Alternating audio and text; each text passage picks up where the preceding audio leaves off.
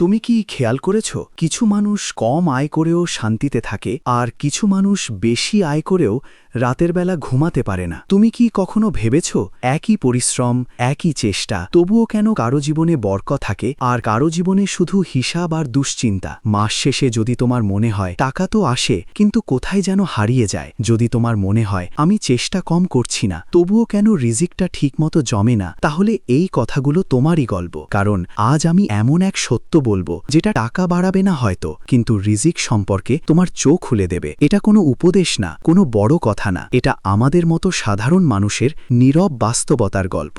একটা ছোট শহরে থাকত একজন মানুষ, নাম তার হাবিব। খুব সাধারণ একজন মানুষ, দেখলে কেউ বুঝত না তার ভেতরে কত দুশ্চিন্তা জমে আছে। হাবিব প্রতিদিন সকালে ঘর থেকে বের হতো, মুখে হাসি রাখার চেষ্টা করত, কিন্তু বুকের ভেতরে থাকত অদ্ভুত এক চাপ। কারণ সে জানত আজ কত টাকা আয় হবে তা নিশ্চিত না। কখনো কাজ থাকত, কখনো থাকত না, কিন্তু খরচ তো থেমে থাকে না। একদিন রাতে সবাই ঘুমিয়ে পড়ার পর হাবিব চুপচাপ বসেছিল, হিসাব করছিল, আবারও মিলছে না। সে ভাবল, আল্লাহ কি আমাকে ভুলে গেছেন? এই প্রশ্নটা তার মনে আসতেই সে নিজেই ভয় পেয়ে গেল। পরদিন ফজরের নামাজে সে আল্লাহর সামনে দাঁড়ালো। কান্না আসছিল না, বরং মনে হচ্ছিল শক্ত হয়ে গেছে সে শুধু বলল, হে আল্লাহ, আমি কি ভুল কিছু করছি? দিনের পর দিন গেল, রিজিক বাড়ল না, কিন্তু পরীক্ষাগুলো বাড়ল। একদিন বাজারে হাবিব দেখল একজন মানুষ একটা ছোট বাচ্চাকে নিয়ে বসে আছে।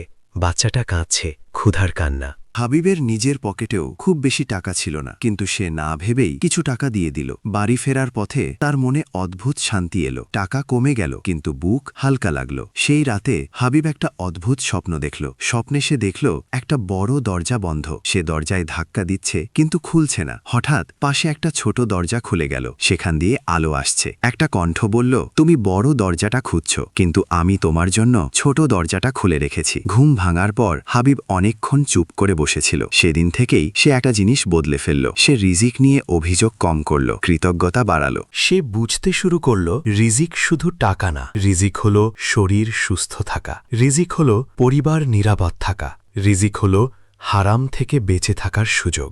একদিন হাবিবের কাছে একটা ছোট কাজের সুযোগ এলো, খুব সাধারণ কাজ। আগে হলে সে হয়তো বলতো এতে কি হবে, কিন্তু এবার সে বলল আলহামদুলিল্লাহ। সে মন দিয়ে কাজটা করল। কাজটা ছোট ছিল, কিন্তু বরকত ছিল। ধীরে ধীরে আরও সুযোগ আসতে লাগল। হঠাৎ বড় কিছু না, কিন্তু ধারাবাহিক। একদিন হাবিব বুঝতে পারল তার আয় এখন আগের চেয়ে ভালো, কিন্তু সবচেয়ে বড় কথা তার বুকের ভেতরের ভয়টা নেই। সে বুঝে গেল আল্লাহ কখনো বলেন না আমি দেব না, আল্লাহ বলেন সময় হলে দেব। আমরা ভাবি রিজিক মানে শুধু সংখ্যা, কিন্তু আল্লাহ জানেন রিজিক মানে স্থিরতা। যে রিজিক মানুষকে নামাজ ছাড়িয়ে দেয় সে রিজিক পরীক্ষা, আর যে রিজিক মানুষকে আল্লাহর কাছে রাখে সেটাই রহমত। হাবিব একদিন নিজেকে বলল, আমি এখন বুঝি আল্লাহ কেন আগে দিচ্ছিলেন না, কারণ আমি তখন এই নেয়ামত ধরে রাখতে পারতাম না। বন্ধু, হয়তো আজ তুমি হাবিবের জায়গায় আছো, হয়তো তুমি চেষ্টা করছো কিন্তু ফল দেখছো না। মনে রেখো, বিলম্ব মানে অস্বীকার না, নীরবতা মানে অনুপস্থিতি না। আল্লাহ যখন দেরি করেন তিনি প্রস্তুত করেন তোমাকে, তোমার মনকে, তোমার ধৈর্যকে। তাই আজ যদি রিজিক কম মনে হয় নিজেকে দোষ দিও না, আল্লাহকে অবিশ্বাস করো না, বরং বলো, হে আল্লাহ, তুমি জানো কখন, কিভাবে আর কতটা আমার জন্য ভালো। এই গল্পটা যদি তোমার বুকের ভেতরের একটুখানি ভার হালকা করে, তাহলেই এই কথাগুলো সার্থক। আল্লাহ আমাদের সবাইকে হালাল রিজিক, বরকত আর অন্তরের প্রশান্তি দান করুন। আমিন।